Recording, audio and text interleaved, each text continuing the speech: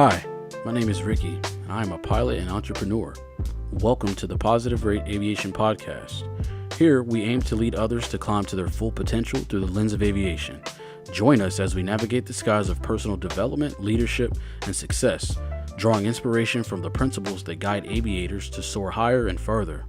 Whether you're a seasoned aviator or someone who's reaching for new heights in life and career, prepare for a journey where every episode promises to uplift and to inspire you to take control of your own success. Thanks for watching.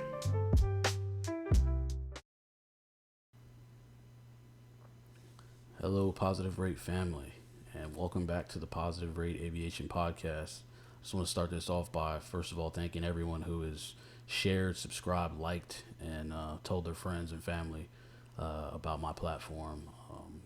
I really appreciate each and every last one of you. It's grown much faster, honestly, than I've anticipated, but I will say that I have met the mark in terms of what my vision was, which was not for clicks and views and likes or anything like that, but honestly just for the networking aspect and building those bridges and honestly bringing people together. You find out really how small not only the industry is, but also the world as a whole. You never know who knows who, which is why it's important to always just kind of, mind your P's and Q's and just do right by people. So, yeah, episode 7, Clear Skies, Mental Clouds is the title for this one. Sat down, spoke with Shannon Torres. She's the owner and founder of Aviation Conversations, where what she focuses on and offers to clients is coaching and counseling in terms of stress management and mental health, which is something that we know as pilots doesn't often get talked about. Just due for fear of losing that coveted medical certificate. So we got into her start, her flight training in the beginning, attaining and earning her private pilot's license to speak the language, to where she can now serve pilots at every level, but on a daily basis at the airlines at a 121 carrier, and how to kind of navigate that and maintain their medicals with non-reporting available through what she does with her coaching. So thanks for watching. You guys are in for a treat. Don't go anywhere. And without further ado, let's get into it. Episode 7, Clear Skies, Mental Clouds.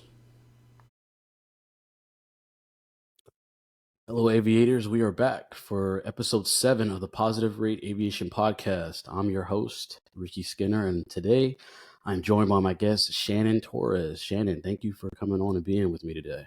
Oh, thank you so much for having me, Ricky. It's honestly my pleasure. Absolutely. We've been trying to get this going for quite some time, and I'm really excited for people to kind of know a little bit about you and kind of your story and what you bring to the aviation industry. It's going to be a treat for sure. Okay. Awesome. So yeah, we'll just get straight to it. So my first question I've got for you is what is your why? What got you into aviation? Wow.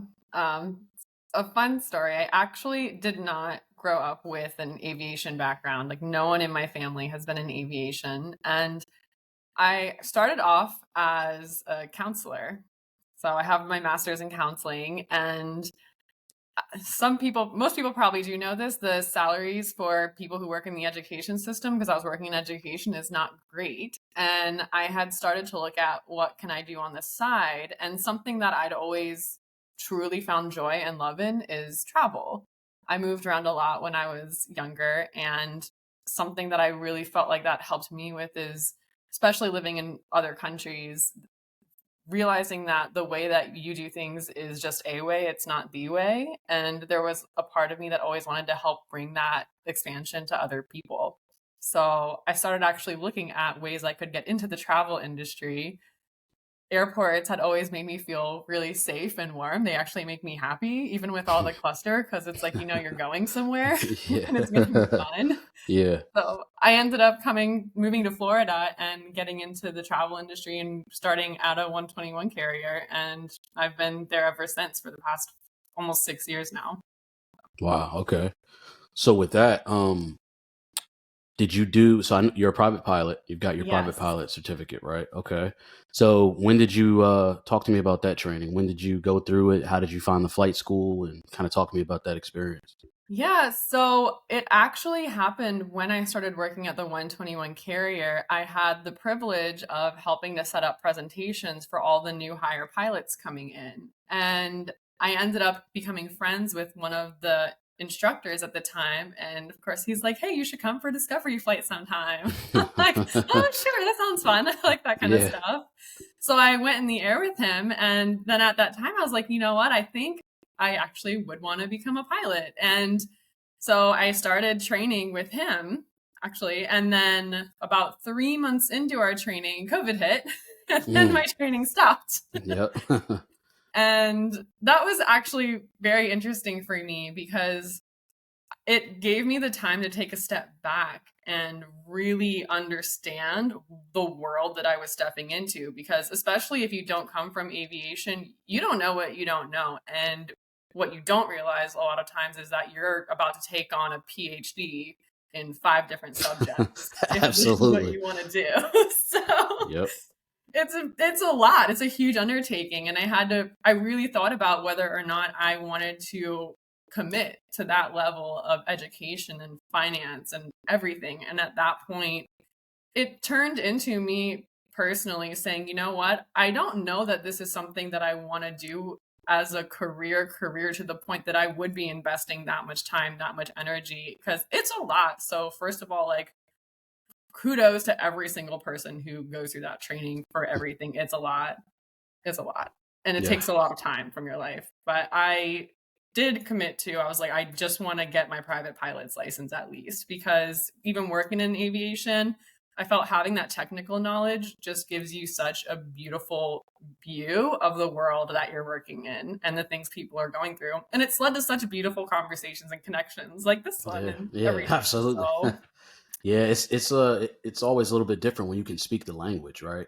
Because oh, it's one thing for you to, when you're giving these presentations or you're dealing with pilots or other people within, the industry or within even your company. But if you don't know the basic lingo, it's a little bit of it could be a bit of a barrier, you know. exactly. And especially working with pilots, and whether they're people who are just doing it as a career or they're just starting off in training, the fact that I can now come in with my counseling knowledge on stress management and just everything and actually talk to people about the pressures they're feeling before their first solo or when they're going in for recurrent training and Yeah. fully understanding what they're going through, it matters so much.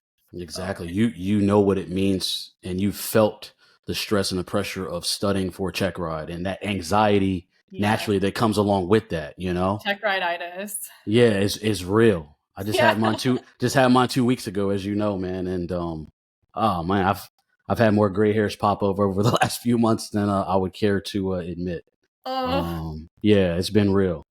Yeah, that's awesome. I think that's a thing that probably doesn't get talked about enough, man, or people that, like you said, even if you don't necessarily plan to pursue, um, a career as a pilot long term, all the way up, through the airlines, just even being able to relate, like we said before, man, I think is awesome. yeah. Um, so with that kind of actually leads into what I wanted to talk about next in regards to understanding pilot stressors, right?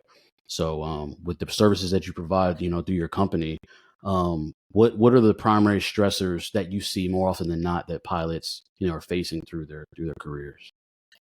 Yeah, so it really depends on the level, but what I'm seeing most commonly from people who are more experienced pilots, I see a lot of people, very understandably, who have had stuff going on in their lives and normal life stressors that happen, but then they haven't felt like they had a safe space to actually talk about what's going on, and they go to the suppress reaction, which is very normal. It's like, all right, well, I'm just going to push it away, I'm going to compartmentalize, and everything is going to be fine.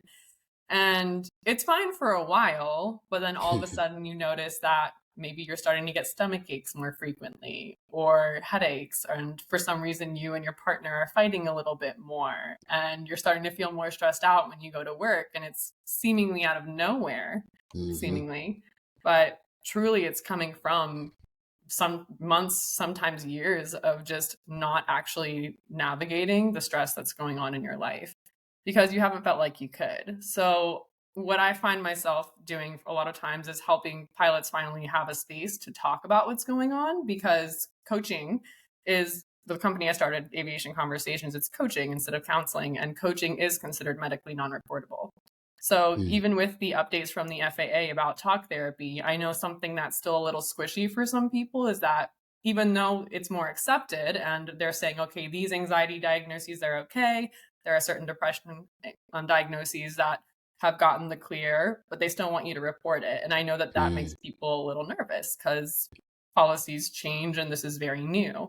right. So it allows that comfortability for people where it's like, no, what you say here stays here, truly. And Mm, just there's just no one's gonna stop for me on that. So right. it's good. And that's why I really love it, to be able to help people with that. And then even going through training, a lot of what I see there are people who weren't prepared, just like me, for the level of stress that they're going to go under when you're Hmm. learning something completely new. Because I think it's the first time for a lot of people where you're reverting back to basically being a kindergartner and learning an entirely new language that you've never learned, you don't know anything about. Unless you have been around people that worked in aviation for a while, then you have a little bit of a head start, but it's Right. all completely new. And the level of time, finances, everything that goes into that, it can feel very overwhelming for people. And Hmm. then they start to question themselves, to doubt, like, am I doing the right thing? I'm not getting this perfectly every single time immediately from the start. Am I supposed to be Hmm. doing this? Like, am I good enough question? It it comes up a lot for people. Yeah. So helping them to navigate things like that and realize it is just kind of a normal bump, and also here are some things you can do to help mitigate the stress that comes with training. It's a big deal. It makes a Yeah. huge difference. So you made me think about something.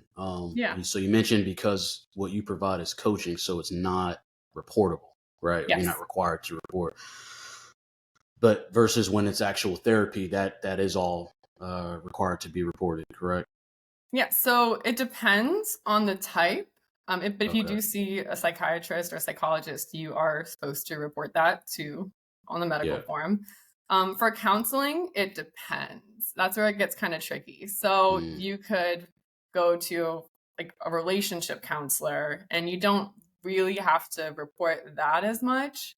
And I've okay. heard of different ways people have done things. Like one person was like, "Oh yeah, you sign up for relationship counseling, and then only one of you shows up." It's like, Yeah. Yeah. okay, well, that's one way to do it. Or Yeah. like, I know if people have religious beliefs, going to talk to clergy members or things like that, that's non-reportable too. Right. Marriage Right. counselors, not reportable. So there are different avenues that you can do.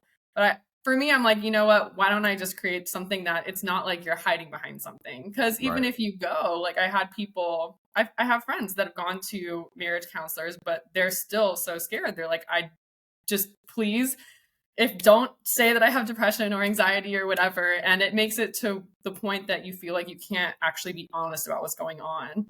Yeah. And if you can't be honest about it, you can't work through it. Right.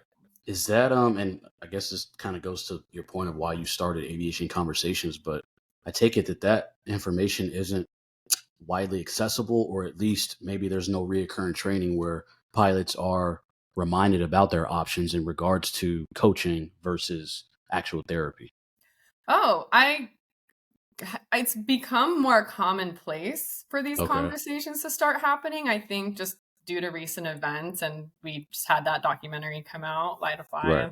It's there's a lot of talk going on and a lot of change that's been happening. But in most cases, like even through my own flight training, we don't talk about stress. I mean, you get the I'm safe checklist, and you get down to the S's for stress, and you're not supposed to Right. fly if you're stressed, but especially when you're in training, you're gonna be stressed anyway. Yeah, So it's like, right. okay, so I'm lying from the jump, because if Hmm. I can't fly when I'm stressed, then I'm never gonna get through these flight lessons. Right. Exactly. This kind of trains you to not talk about it and not think Right. about it. And nobody's, at least in my experience, I've never had anyone go, hey, here are the things that you can do when you are feeling stressed. And talking to my friends who are line check airmen, I asked one of them, I was like, at what point in your training did someone talk to you about how to manage stress? And he just got quiet and was like, what stress? And I'm like, got it. Yeah. I don't know what you're talking about. Yeah, what Yeah. is that word? It's foreign Yeah. to me. Wow. And you know, another thing too, man, you know, of course there's long-term effects that, you know, go from stress and what we feel emotionally, right? That can then in turn, you know, transition to you know, our physical health, right? Long-term, you Oh, know, chronic illnesses that you're not going to be able to lie and still get your medical, right? And I oh think that's yeah. one, and I think that's another reason why it's crucial that we start having these tough aviation conversations in regards Mhm. to stress, and you know what I mean? Because you know, again, you know, health is what we all hear it, right? Health is wealth, and that's every in every facet, you know, mental, you know, physical, spiritual, you know, all of that. So yeah. It is. Um. Oh, go ahead. I'm sorry. Were you gonna say something? Oh, you're fine. No, I was talking to a friend the other day, and we were actually talking about the stress they have going on in their lives. And one of the things that I described it as some, like the more you don't talk about it and you're pushing it down, it's kind of like a pressure cooker.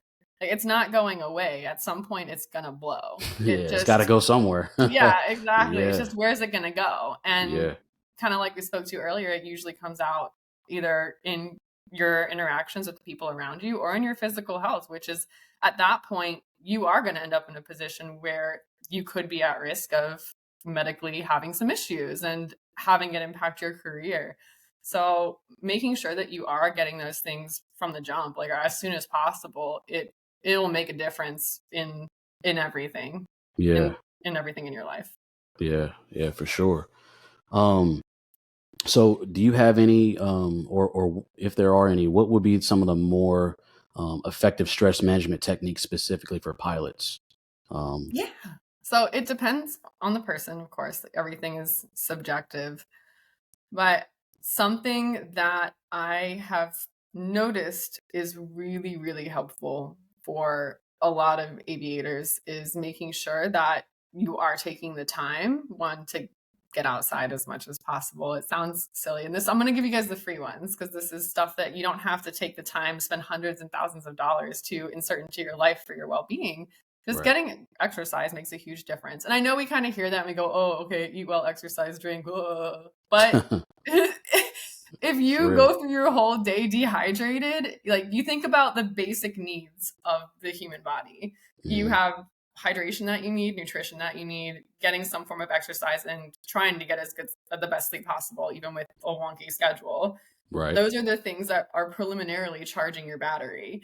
And if you're going through the day on 20 when you could be on 60 or 80, it does make a huge difference. Hmm. So that alone is a great place to start. And then on top of that, something that people don't really put enough credit toward, but it does make a huge, huge difference, is practicing deep breathing, which it's genuinely just taking conscious, slower breaths. Because even now, you and I are talking, and I'm realizing that I'm so excited because I think this is really fun to have this conversation that I haven't taken a deep breath since we started. And I'm like, okay, you know Same. what? Consciously, let me just, Take in the moment. yeah, Belly breathing. yeah.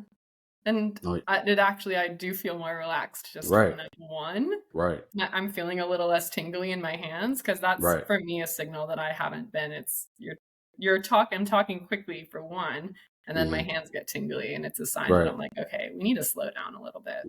Right. And it kind of proves your point of what you were talking about earlier when you said, you know, when you're learning something new. And I know you've done podcasts in the past, but obviously this is our first time, you know, Yeah, sitting down and having a at least recorded conversation, right? So, you know, yeah, there's going to be some natural anxiety that comes along with that, and I feel it as well. You know, once we started here, I could feel my heart beating, and you know, my yeah, heart was pounding, and it's just you know the anxiety of like, okay, we're really doing this. But I'm glad you actually said that, and you kind of got me to take a breath and calm down. So yeah, I mean, look, people, clearly it works, right? yeah. So yeah, no, that's great.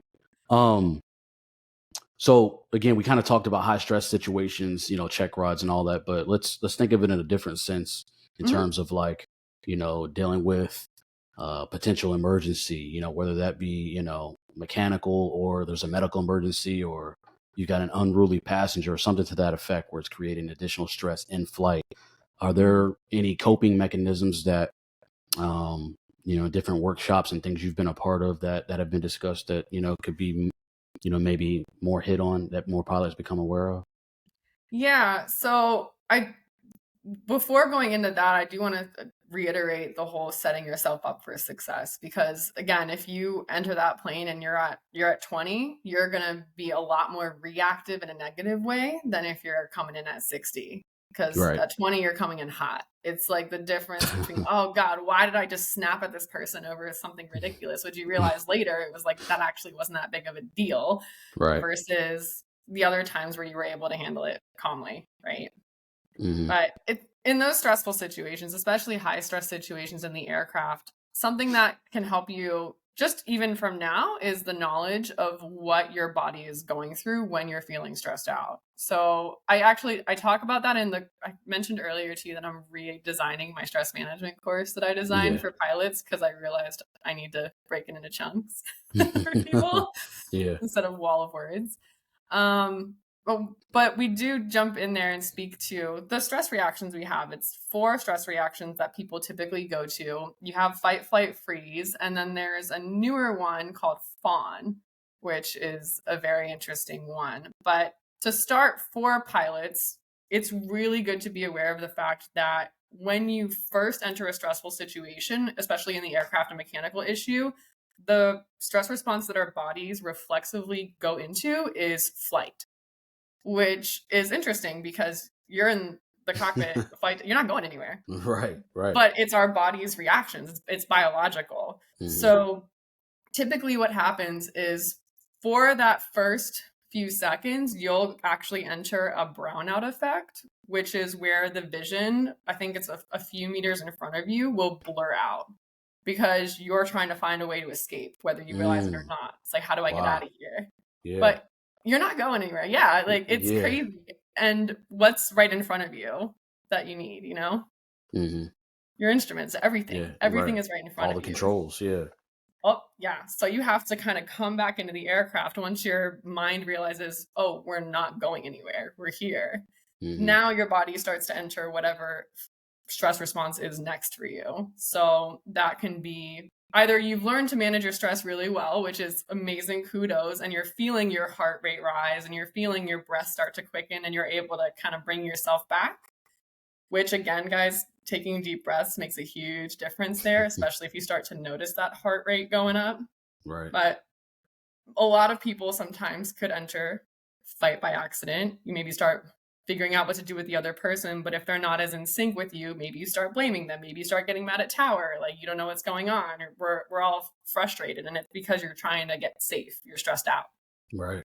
Something else that can happen is, people can actually still maintain flight. I heard about one time this guy got super stressed out during OE and he actually just kind of got up and left the Oh cockpit. wow. Oh Just not wow. But they had another student there, so the check airman was just like, all right, you're up. Wow. And put him in the seat. So I'm He's like, like that's joke. crazy. He's But like, joke's on you. I am getting out of here. yeah, he's like, so I'm like, that's wild. But it happens. Like when we're under stress, and especially if you haven't done the work to navigate that, you're not Mm. fully in control. And what you're trying to do is take back controls. Hmm. So you go into that. We have freeze, which is where your brain just kind of, you blank. You've been doing this a million times, and then all of a Yeah. sudden you can't remember a single step. And that's why those checklists are so important. You Mhm. think they're silly, especially if you've been doing it for a while, but the routine of actually doing the call outs, another technique that I train pilots with is naming what's happening. And usually it's applied to the emotions. Like I'm feeling frustrated, I'm feeling angry, I'm feeling upset, or I'm feeling happy. But this is something that you've been using since the beginning of flight training. Every single time you do a maneuver, every single time you did an emergency scenario, it's like engine out, and you go through the checklist. Yeah. That alone helps get you out of the stress response and put you back into recovery mode. It gets you going. Yeah. So maintaining those habits is a big deal. Especially, it feels redundant, but when that stressful situation happens, you don't want your reflex to be your mind blanking. You want your reflex to be grabbing that checklist, calling out what's happening, and going through the flow. That muscle memory is key. Exactly. Yeah. So talk to me about Fawn, the new one you mentioned. Yes. So this is something that you typically see with, I want to say, more junior trainee pilots, but not Okay. always. A lot of times it can be more female leaning, but it's not female exclusive. I see it a lot in our, especially younger first officers or just pilots in training in general. Hmm. And that is the stress response where maybe something is going on and you're feeling stressed out. You're also not totally certain. And in order to keep the peace, you just acquiesce to whatever the person next to you is saying. Even if you think that it might be wrong, you don't want to make the situation worse. So you kind of start, you know what? You're right. Mm, That's fine. Even though you know maybe something's not right, you've realized that some numbers are off. Maybe you don't have as much fuel as you thought. And meanwhile, the person next to you is going, no, it's fine, da da da da da, and they're really adamant about what's going on. So you kind of start to fawn. You know what? mm, You've got this. I'm sure they're right. I don't. Everything's fine. right. You're It great. almost sounds like it almost kind of reminds me what you described as resignation a little bit. Yeah, it's like kind of praising the person. I'm trying to think of a non-aviation example too, because we experience this in real in I don't say real life aviation is real, but outside of the Yeah, aircraft as well in your yeah, everyday life. Like whether it's with your partner, maybe you guys are have been arguing or something lately and something comes up and you just like, you know what, you're right. And you yeah. don't actually think they're right, but You just feel like, I both don't even ways. want to deal with it. It's easier just to concede, right? It Just to say, you is. know what, you got it. You know, And it's easier, but the whole point of having two pilots in the aircraft is so that one will keep a check on the other right, because no one is always right. And what we don't want is for there to be genuinely a dangerous situation and the other person could help or maybe has right. seen something that the other person didn't see because another natural response to stress is to get tunnel vision and to lose time. Hmm. So you want that other person there. And if that person doesn't feel comfortable speaking up and actually saying something, it's a big deal and it's a safety risk for everyone. Yeah, yeah, for sure. Um, so kind of to go back a little bit, Hmm. in regards to the when we started talking about health and well-being and physical, right? Hmm. Um, so we kind of talked about the importance of exercise and diet and all that stuff. But what other strategies that pilots can use for having that healthy work-life balance?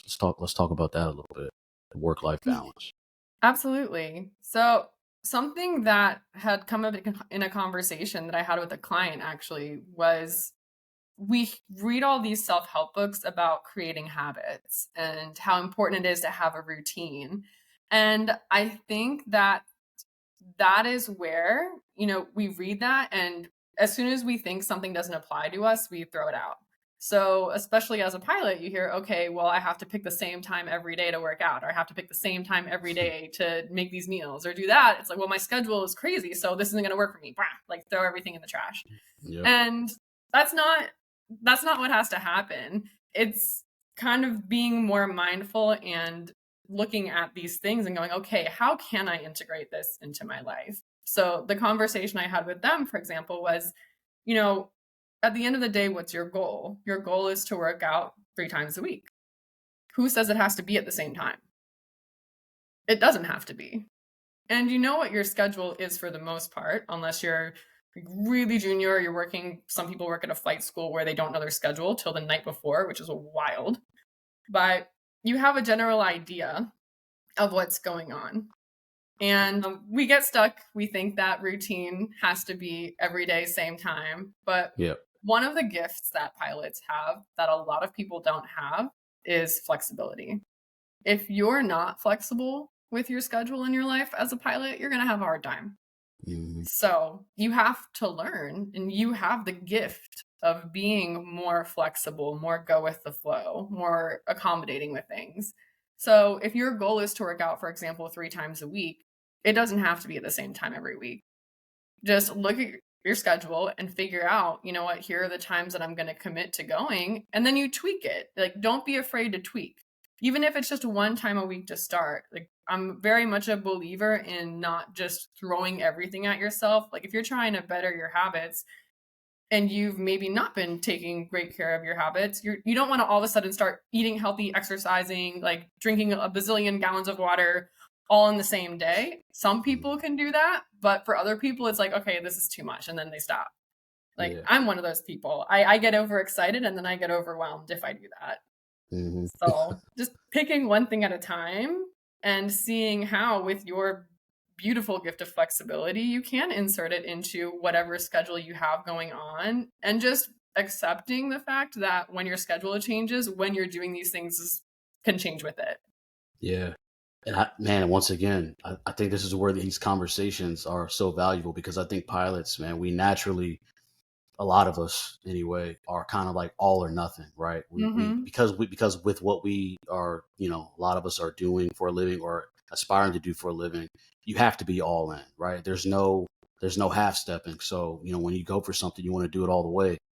Kind of as a perfect example, yesterday, I had told you I had some stuff going on. I ended up going to the gym. Then I Mm-hmm. had some family obligations come up. So I had to cut my workout short. My initial reaction was frustration, right? Because I wasn't able to do everything I wanted to do, with my lift. But then I had to kind of take a step back and realize, like, you know what? At least I got something in today. I was able Mm-hmm. to get in the sauna. I was able to get in some cardio, and it's better than, you know, the alternative, which is to not have exercised at all, right? Oh, So I think so. exactly. I just use that kind of as the most recent example. Like you made me think about yesterday, how I consciously took a step back and was like, you know what? At least I did something because I feel sometimes if I staying on the gym thing for a second, if Mhm. I am not able to do everything I set out to do, I feel like a failure and I internalize that and I'm like upset with myself and I have to be like, man, you know what? This is a journey. This thing of life is really a marathon, and guess what? I didn't get to it today. It's okay. It's really not the end of the world. You know, No, it's move not. move, move on to the next. Exactly. It's the sum, and you can't expect to be at 100% in all areas all the time. That's just Yeah, not realistic, and that's completely how you end up in burnout. right. You can't But be at 100 all the time. but it's hard to But tell pilots that, man. We think we can do it all. I know. We think we can do it all. We're like, I can handle this. Like I'm good. What do And you that's mean? a it's true. You think you can do it all, and I feel the same. I had to recover from that too. I'm a perfectionist in recovery, Right. but you think you can do it all, and then you have those days where you're like, why am I all of a sudden so sick, or why am I so tired, or how did I end up with this severe, I don't know. When I've been working too hard or burning myself out, I somehow end up with like the craziest flu or the craziest cold. And it's not Mm, because I picked it up somewhere. It's because when you're burning the oil, the fuel at that level for so long, your yep. immune system drops. Like your ability to handle life, it drops. You Hmm. need time to rest and recover. And kind of like you were just speaking to, it's not all or nothing, it's all or something. Exactly. No, that's So, yeah. No, I mean that's true. Um, So let's shift gears a little bit. yeah. Um, so what kind of going into organizational support? So again, you're with a 121 carrier, right? So Hmm. what kind of support programs, if any, do some of these airlines offer in terms of managing pilot stress, or is that just kind of like where you come in? Do you work with them, and if they are there, do you work with them? How much? Like, what is the level of involvement? So I'm working on working with them because I Okay, think, especially when it comes to the company side, a lot of airlines, they're wanting to dig into this world, but then there's always that hesitancy. And it's a corporate hesitancy of like, okay, if we start to provide things, then that means there's a problem. And we right. have to, like, it becomes really tricky. Hmm. But I know, at least for now, a lot of what I've seen, because I know people that work in different areas of many airline carriers, and the unions, if your airline has a union, they usually do. They've really been offering some support programs. I know that Alpha has a huge peer support program that Hmm. it's again like the something is better than nothing, that they create a space for people where it is anonymous. They're not trying to do anything, it's confidential, and it's just to kind of see, hey, how can we help you? And they are trained, they go to seminars, They learn things to help. They're not medical professionals, but it's a Right. good start. And especially if you're trying to talk to someone who gets the life that you're going through, like the stuff that you're going through, the lifestyle you're living, if you're wanting to go that route, that is a good route. And then even going outside of it, I know that some airlines do, of course, cover therapy in some aspect, but again, that's kind of your own discretion. Do you feel comfortable going to someone? Do you not? So I Right. know that people are trying to get better about it, but most of the support, the actual hands-on here are things you can do support I've seen have been more coming from unions than Okay. at this time, you know? Speaking of unions, yeah. So speaking of unions, and not to get too far off topic, but so Yeah. are and this is just my ignorance, right? Obviously, I'm aspiring to get to the airlines. So are all airlines not backed by unions? Because I know you mentioned that some. No, they're Okay, not. Yeah, I know. So I can't, I don't want to like name names, but yeah, there are certain right. airlines that just are not, which is totally fine. And then there are certain airlines that are. Okay, Yeah. I did not know that. I just, Yeah. again, I'm ignorant. I assumed that all airlines were backed by unions. That's interesting. Yeah. It's Okay. fun. You learn these things. Aviation, Yeah. there's always more to learn. Just when you Exactly. think you know everything, there's always something that comes out of the Yep. woodwork, and you're like, "What?" Exactly. Did you ever watch when you were going through your private pilot training? Did you ever watch any M0A by Yeah, I Jason Shepard? did. Yeah, that's like that's his thing. A good what do you say? A good pilot is always learning. Yes. Oh Yeah. Yep. wow, that just Yep. took me back. Shout out to M0A. Yeah, they I know. man I was he listening to I think I got his audiobook too when I was studying. I was like, all okay. right, let's do this. Yeah, he actually man he actually has a book that I read not too long ago, Aviation Mastery. And I'm giving him all kinds of promo right now, I but know. seriously, Like, it's a good Mr. read, man. Shepherd, you should help Yeah. positive rate aviation. It's Hey, good. hey, please set it up. There you go. But yeah, no, he's got some good stuff, but I recommend that to anybody going through their training or just mastering whatever field you're in. It kind of the same principles can kind of apply, to what he's put into aviation. So anyway, Oh, sorry, got off topic a little bit, oh but no, no, he's good. And I want to, like, if we're going to go in the route of shot, another person that I know who also does really great flight training, especially for a private pilot, now working on instrument, is part-time pilot. I don't know if you've heard of him. oh yeah, I've heard of him. Yeah, I actually went Can't on think of his his name. podcast I think it was earlier this year, and Really? yeah, so I've had the privilege of speaking to him, and he really cares about the pilot. Like he created his whole company because he felt that people were just getting like gypped off of spending too much money on stuff and Yeah. training, and he was Yep. like, just like Aviation Conversations, my company, frustration Mhm. births beautiful things. Yeah. Like Yeah. mine has got birth because he was like, you know what? I just want to help people get the basics of what they need. Meanwhile, I'm over here. I created this company because I got pissed off that I met so many people who felt like they couldn't talk to someone. And then I Mm, realized I could actually provide a space for people to talk to someone. right. So that's the whole reason I started Yeah. doing this in the first place. Yeah. Frustration's great, guys. Man, he actually started following me not too long ago on Instagram. I'm gonna have to reach out to him then. His Yeah. actual I know him as part-time pilot. I can't think of his actual name right now, but yeah, we might have to set that up.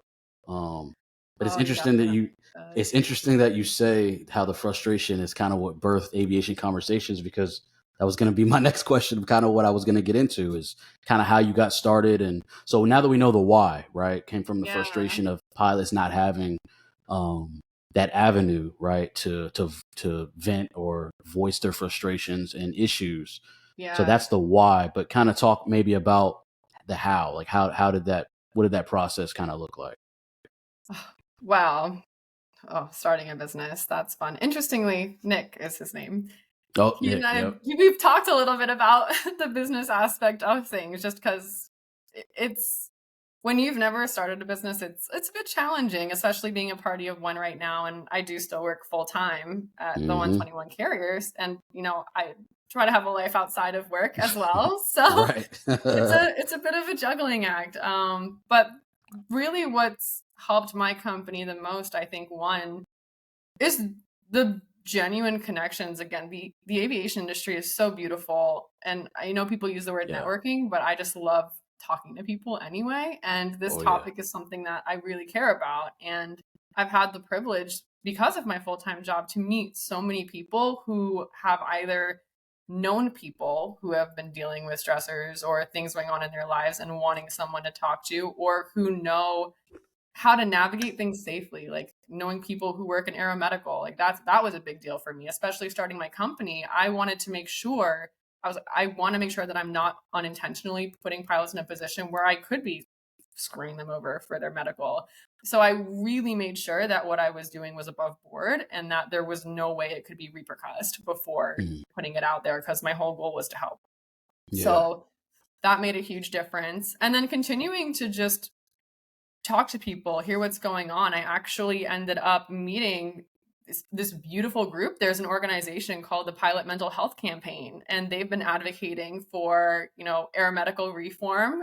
I Wow. joined them last year, and I actually went with them to DC in March to advocate for pilot mental health. And this was all before the FAA did their whole arc, like everything was going on. It was crazy, and they Wow. have been in a huge part of that conversation to help push for that change to make things better for pilots when it comes to both mental and medical, like physical medical health, Yeah. and making things, at the time their pillars were, financial, making sure that it's not as expensive as crazy, but also having things be clear and fair was really the Hmm. gist of it. And now they've really been enhancing it even further. There's been a lot of policy change going on that they've actually been a part of pushing for and pushing through. Yeah. So just staying in the know and staying in those connections has been a big part, and word of mouth, especially because when you have people that are willing to refer people to you because they've gotten to know you and they know that you're trustworthy and you actually can help, it makes a huge difference. So Absolutely. Wow. it's a lot. So yeah. So with that organization, do you have anything, on the horizon as far as working with them again in the future? Any more, Oh trips yeah. trips up to Capitol Hill where you all are kind of, doing the same thing? So I know they've been going to different different conferences, which has been a big deal. They were recently at Oshkosh, which was Okay. a Yeah. huge deal. Right. But they're continuously pushing through. I think Senator Caston, they are working with him about some policy reform and just really wanting for the FAA to put a clear list of the medications that are and are not allowed for Hmm. people's medicals, so that it's not a question. I know that's something that's huge for pilots. It's what can I take, if anything? Most Right. people think the answer is nothing, which that's not true. It's just having that list available and continuously, regularly updated is what they're pushing for right now.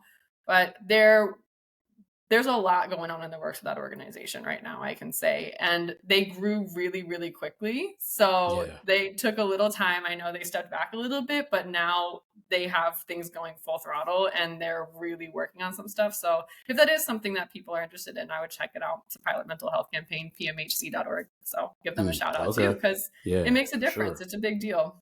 Yeah. Is that group primarily made up of like AMEs and like aviation attorneys, or is it pilot led or? Oh, it's everything. So Okay. there's people that just kind of work in the background in aviation. There's a lot of pilots, a lot of pilots, and it's people volunteering their time. So I've met people who are also volunteering for the organization from a bunch Nice. of different airlines. It's Okay. students that are in training, it's flight attendants, it's basically anyone who could be impacted by medical. And it's people who have had their medicals taken away, or people who have known people who have had the impact of that, or kind of going into a deeper topic, people who have maybe lost people because they didn't go get the help that they needed or talk to Right. anyone because they didn't want to lose their medical. Yeah. And as we spoke to earlier, when we don't talk about stuff, it doesn't go away. So Exactly. it's, It's gonna come to the surface one way or another. yeah. Yeah, and So that's real. it's a lot. And the stories that I've heard from people of things they are dealing with, like a lot of veteran pilots right now, I know that's actually something they're pushing for really hard right now, is they're looking at the veteran policies for people, which is Mm, important. mm. It's the Yeah. stories you hear, you don't even realize what people have gone through or are going through until these stories get shared. And there are a lot Yeah. of stories on the website, but I think the biggest thing that people have taken away from it is realizing that whatever you're going through, like, you're not alone. Yeah. And there are people that can relate probably to what's Hmm. happening, and all we need to do is find someone somewhere to talk about it. For sure. Man, you just made me think about something else. I didn't even think to ask you this, but Hmm. so again, I think I told you that I'm active duty military. So on the whole veteran thing, Hmm. um, it, it seems that in recent, like when I say recent, like even in the last 2 to 3 years, it seems like there's been a lot more close communication between the FAA and the VA. I don't know how much you are involved with that or where you're at with that, but if you Yeah. are aware, like you know, Besides the outrage. yeah, yeah, yeah, yeah, Ah, exactly. yeah. But like it seems because kind of to your point where you mentioned, guys or girls, pilots who have lost their medicals, that seems to be kind of Yeah. coming up quite a bit more, especially with veteran pilots. Maybe there are just some that slipped through the cracks and when they were filling out their applications, but what was it really, if any, event that kind of sparked um the crackdown, if you will, of the VA and the FAA kind of getting more so on the same page to where, maybe there was some disqualification going on with veteran pilots.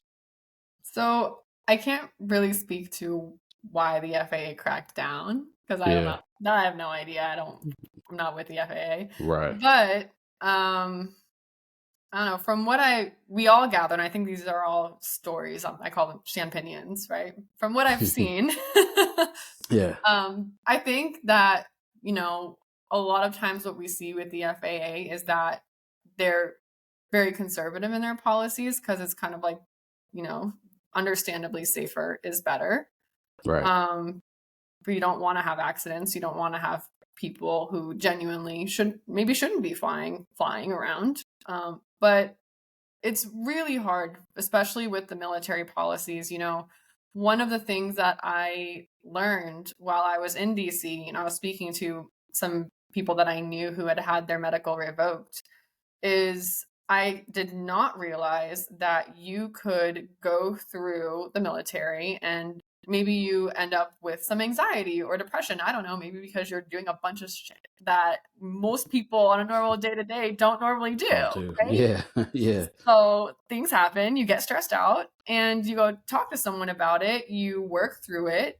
Maybe the military grounds you for a little bit until you are good, like you've gotten through it, and then they deem you fit to fly and you're fine. What I didn't know is that that scenario could happen. And then if you choose to, once you leave the military, if you choose to fly civilian, the FAA will make you go through that process all over again Hmm. to verify that you are fit to fly. Yep. And it wouldn't be a big deal if it was just like, all right, well, go talk to someone maybe in a week. And then if they say you're good, you're good. Like, all right, great. Even though in my, again, champinion, I'm like, how is it that the military can say that you're fit to fly, but then you're saying that they're not? Okay. You're not sure. Right. Okay. But just the backlog and the processes and the finances at that point, I know some people, they didn't want to report it because the backlog for getting things approved, it could take months, maybe even years with all the testing and the specific Mm, doctors that you had to go through. And at that point, you're not just a pilot in training who's being inconvenienced with a delay in your training. You are someone who is trying to support your family. And you right. can't afford to not fly for a Right. year and a half, which is the Yeah. average at that point. It was the Mm, average for that return. You literally can't afford that. mhm. So some people made the decision, you know what? Like, I'm just not gonna talk about that. Or even sometimes, to your point, maybe you do, because I do know as well some people who were very honest about it, and it was just a matter of paperwork getting misplaced, which is another thing. Like everything's on paper, Yeah. mailing it back and forth, and then they're like, "You lied," and they're like, "What are you talking about?" Like Yeah. it was all there. Hmm. So it's just really tricky. And I know that that's one of the things that they're really working to help with too now, because it's a disservice to service members to not be able to provide Yeah, a absolutely. secure career for people who are able to do this career. Exactly. That transition is hard enough anyway. Oh My yeah. previous guest I had on, Cabo Gunderson, the former F-22 demo team commander. We talked a little bit about that transition for guys. When you're in the military for 15, 20 years and that's all it's already tough enough trying to integrate back into normal civilian society, right? And then to add in the added stress of, like you said, not being able to provide for your family, that's not something that I would ever want to see anybody go through, let alone someone that's given 20 years of service, to this Oh to no. this nation. So No. yeah, I mean, but like you said, to your point, the FAA, you know, safety is the number one thing, right? There are people that Mhm. legitimately, maybe even if no fault of their own, but there are people we have to acknowledge that should not be flying, right? Mhm. So, and the ultimate goal is to keep, the people safe. So, 100%. okay, well, let's talk about real quick. Let's talk about some. Can you share any success stories, right? From previous clients or just real quick, just some of the people that you've dealt with and clients that you've helped through your Yeah. coaching, and improve their lives as well as their performance. Absolutely. Of course, completely anonymously. No names will be named Right, right, forever, ever. right. And just to clarify, because sometimes I put testimonials on my social media, and I always put on there, I try to put on there the disclaimer. If I ever have a name on there, it's because they specifically put, you can share my You name. can. Okay, Yes. Like gotcha. even on the feedback form I have, it's like anonymous, or are you okay with the name? And they usually say yes. So I'm like, okay, Okay. great. So it's always approved. So Yeah, yeah, yeah, for sure. but still won't name names on here. Yeah. I've worked, I mean, it's just a wide variety of clientele. I've had people come to me when they are navigating recurrent, and it just so happens, for example, they're going through that. It's a little stressful, or they're going through captain upgrade training.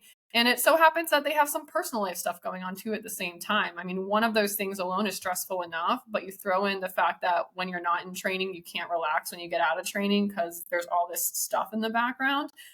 We've worked together to figure out, just having that conversation. What exactly is going on? What have you tried? Did it work? Did it not work? All right, here are some things that we can try, and just kind of navigating through. And this is why it's so important to have the coaching conversations, because we can read an article on how to manage stress. Like it's there out in the world. Everyone can Google it.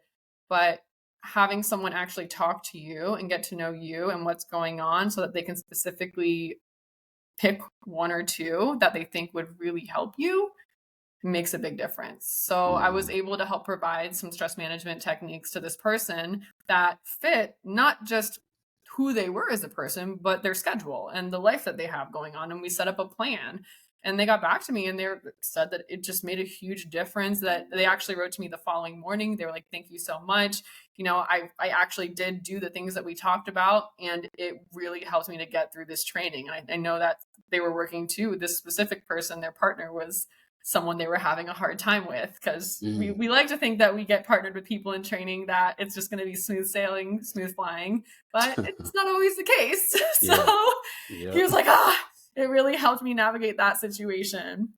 And then dealing with other things. So we have pilots who are just working in the airline, and maybe they're navigating, again, that stuff in their personal life. I've had a lot of female clients that I work with when it comes to learning how to start setting boundaries and building confidence and speaking up, which is, again, that fawn response, learning how to Yep. get out of that to where you are wanting to stand up for yourself more. Or even as a younger pilot, you're not wanting to get pressured into different situations that, well intended, but people are unintentionally kind of pressuring you into. Or maybe you're finding yourself in uncomfortable conversations more frequently than you'd like to be, and you don't know how to navigate those because you don't want to come off Yeah. as rude, but you're also feeling really uncomfortable. How do you handle that? So I help work with clients on that and how to navigate those situations and things you can try to say. And here's how you can approach this. And how do you get yourself to a place in general where you feel like you can say those words that you want to say, but again, not being rude or cruel. Right. It's just important. Right. It's Setting important for those you. boundaries. Yeah. Exactly. Hmm. And that applies everywhere. So I've had Yeah. that. And then a lot of times I've had clients who are going through flight training, like we talked about, and they're just feeling super stressed out, very understandably, because, it's your time, it's your money, and you're getting basically a fire hydrant of information just blasted at you. Yeah, yeah. So how do you handle that without getting overwhelmed and stressed out, Hmm. shaky? Yeah, So, yeah. good. Okay, so let's talk about let's move forward and let's kind of talk about what's next for aviation conversations. What are you working on, and what should we look out for here in the Yeah. near future? So definitely still coaching. So I for that I offer one-time sessions, or I also offer multi-session packages. And especially if you're a student, I do this is kind of newer. Typically a session is 50 minutes, but I started offering them in like 25-minute bursts if you're just trying to do a one-time, hey, this is what's going on. Let's talk about it. What's something I can do? It's like, okay, great, boom. And that's also more cost effective for our pilots in training because, flight training is expensive and I totally get Yeah, that. And I want it right. to be affordable for people.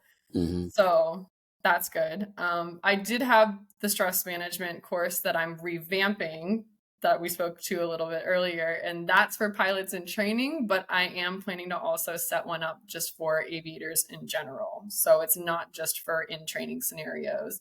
So that's coming through the woodwork. And what I'm thinking is that I can probably create a link because when I set up my beautifully revamped, chunked stress management course, I love getting feedback. I think that's super important, whether you're in Yeah, training or in life, hearing yeah. feedback is great. So maybe I can give you, Ricky, a link and we can have maybe the first 10 people who fill out this form be a part of the beta for free. And all I ask for genuinely is feedback and testimonials and just Okay. letting me know what you think about it Yeah, because I want to hear. absolutely. Yeah, we can definitely make that happen. Okay. Okay. That would be Um, great. yeah, okay.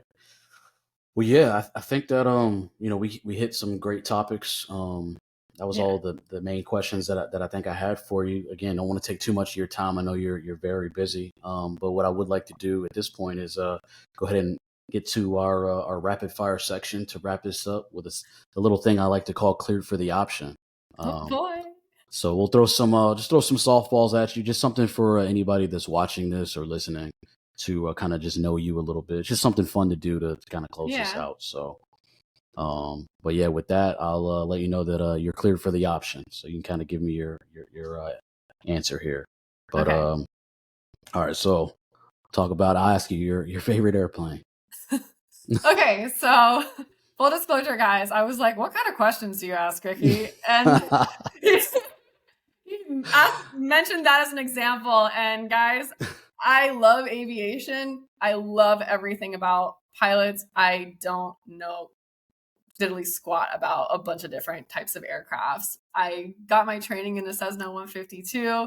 It was amazing. It was also, those beautiful ones where you do a steep turn and the key falls out. I don't know if anyone else has experienced that, but Oh wow. I was like, that's what I've got. And then I'm very familiar with A320s, but that's the Yeah, extent of my specific aircraft knowledge, point blank. yeah, Although I do love watching, I love seeing the different kinds. It's kind of like, I love seeing different cars, but I don't know what kind of car they are. yeah, yeah. With airplanes. So here we are. That's a pretty big spectrum there. The Cessna 152 and the Airbus A320. That's I know. Those are fun to fly too. I've had the privilege of actually going in an A320 and sim. the It's sim. Oh man, oh, I'm it's jealous. so I'm jealous. fun. Wow. I know. Were you able to butter it in there? I did. Oh my Okay. God. It was so Oh good. And shoot. it makes a really funny flight log entry too, because you have like Cessna 152, and then they're like Airbus 320. What? A320. Like where the heck has she been? Nailed it. Just 0 to 60. Let's go. Yeah, and the heck yeah.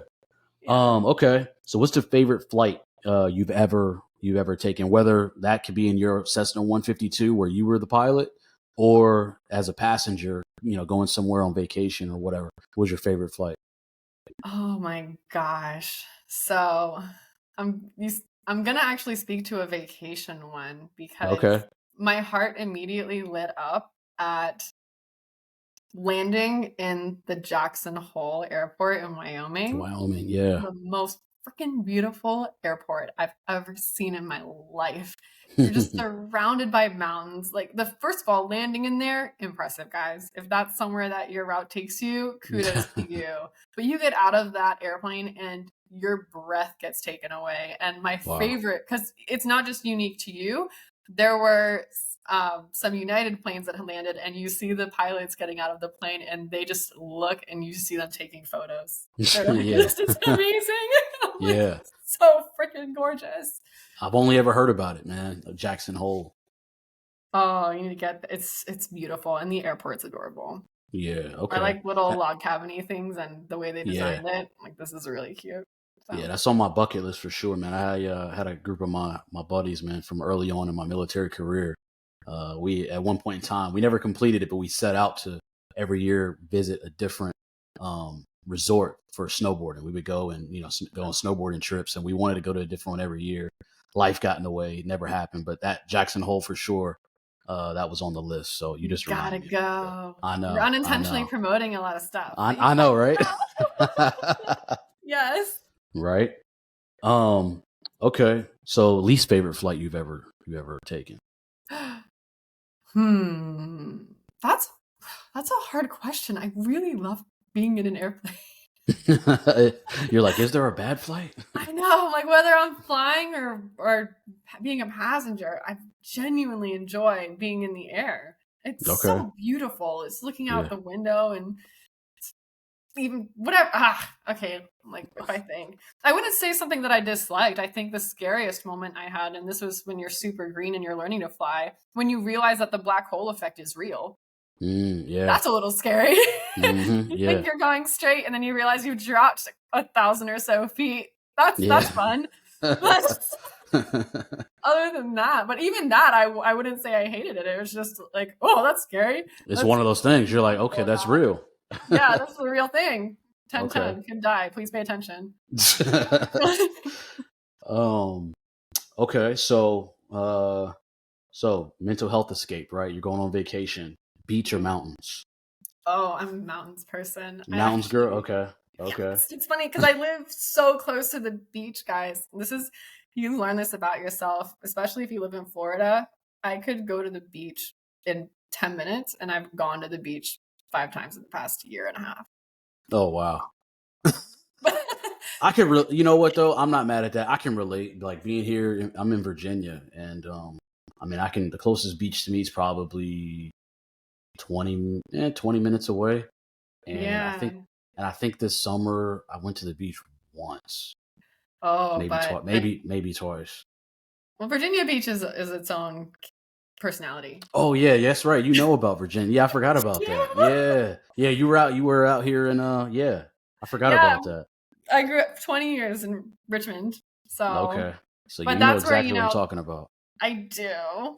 And the mountains, unintentionally plugging. Now, if you're in Virginia, if you haven't been to Carter Mountain Orchard, you haven't lived.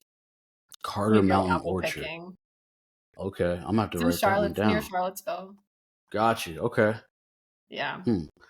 Yeah, I haven't ventured out to the western part of Virginia too much. I'll have to get so beautiful. Okay. I might be biased because I'm a mountains person. Right. I got you. It's really pretty. Okay. So you should go. I have to look into that. Mm-hmm. Okay, so let's see here. Wait, what about you? I want to know. What, beach or mountains? Yeah. Oh man, you just hit me with the reverse Uno card. I think it depends on my mood, man. I really enjoy both. Like I said, at least in my younger years, I was really into like snowboarding. But also just came back from a cruise. I was on a cruise a few weeks ago on vacation, and we spent some time down in the Bahamas, which was beautiful. All right, I'll say if I had to choose one, I think I enjoy being like in the mountains more than I enjoy being on the beach. Mm-hmm. But if I'm somewhere like tropical, then man, I'm making this way too long. I'm sorry. I'm not even answering your question. No, I don't know. You're good. It's a hard question. Flip a coin. Man, like I said, you hit me with the reverse. I wasn't expecting that. I'll say If I Just had to take a choose deep one, breath, Ricky. I'll say beach. I'll say beach. If I had to choose one, I'd probably say the beach. Okay. Yeah. Okay. But I mean, it's hard to. But something like Jackson Hole would be amazing to see firsthand. Oh my God, that's a whole other. Well, go visit Jackson Hole and then come back and we'll ask this question again. Yeah, for sure. Oh yeah. See if it's Oh still. yeah. Man, it sounds like you're gonna come back on. Sounds like you're coming back to Positive Rate. I mean, why not? We might have to do an update. And Especially if yeah, people have follow-up questions. Like if people send in yeah, questions to you and there's things like, oh my God, I wish you would have hit on this. We could have a part yeah. two. Definitely. I'm definitely with that. Yeah. Okay. I think I kind of know the answer to this one, but I'm gonna ask it anyway. Okay. Flying or coaching? Oh no. Oh well, I mean, flying is fun. It's a thrill, but the fulfillment that I genuinely get out of coaching and working with the people that I do, Yeah. that's beyond. Like I say this to every client. Like I have a lot of people come in and this is something that surprised me the most, honestly, because I'm sitting here like I'm coming in to help, and I've had people thank me, and it really threw me off the first few times because I'm like, just not even before we've even started. It's not like, oh, I provided help and this has all happened. Like the call starts with them Yeah. first session, and I'm getting thanked for just creating this space. And it really took me aback. And I just really express this every time. And I mean it. Like, it's my honor, truly. Like, Yeah.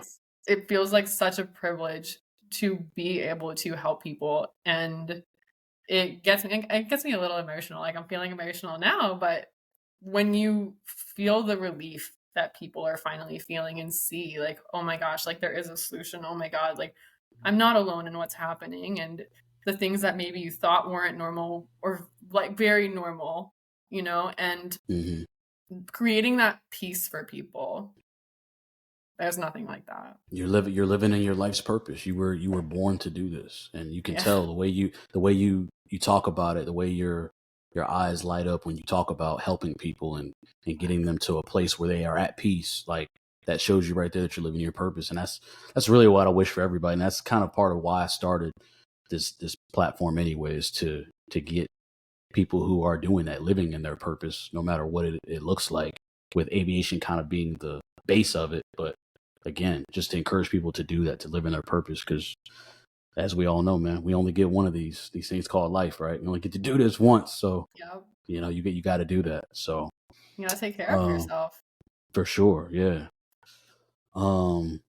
All right, Shannon, I got one last thing for you, and then we'll Okay. go ahead and get up out of here. But if you had to give any advice to anyone coming into the aviation industry, um, and they're looking to maybe get into aviation, but not necessarily as a pilot, but in other avenues, whether that's doing what you're doing or something outside of actually flying, Mhm. what would be that advice you would give to them? I'm gonna sit with that for a second. Yeah.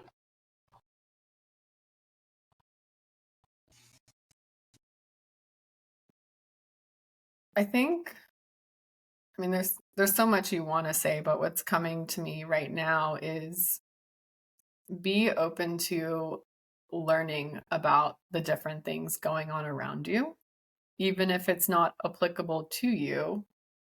Mm, The more you talk to people, the more awareness you have of this beautiful industry, because it's so beautiful and it's so interwoven, the better off you're going to be with whatever it is that you're trying to do. And the more resources become available to you, whether it is for your own self personally or for your career or for your hobby or whatever is happening, and use the camaraderie around you, the groups, the friendships, the flight clubs, like just everything. There's so much available. It's a whole world out there for you to explore, and don't be afraid to explore it. And then also trust your own self and your instincts while navigating this new world with what you like or don't like. Like everything that you do is an opportunity to learn more about who you are. I actually was talking to someone the other day and they said, a mistake is just you. Whenever you make a mistake, it's just you learning more about who you're not or what you don't want to do. Right. So don't be afraid to explore and just keep learning.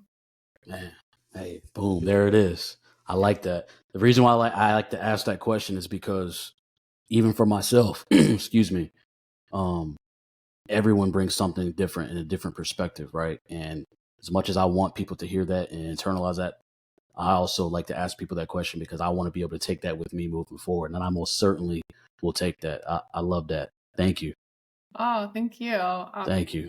So happy to have had this conversation. Thank Yeah, you for reaching out to me on absolutely. Instagram. Yeah, Like, this I is such a think, blessing.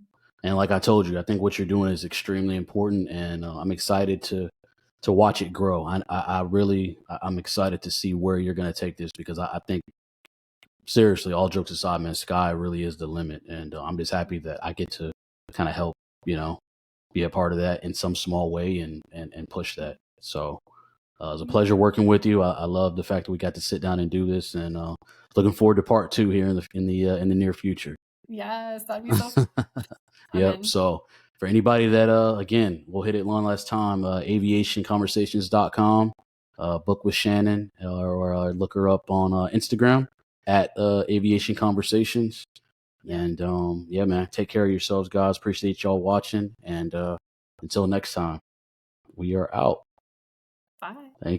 Thank you.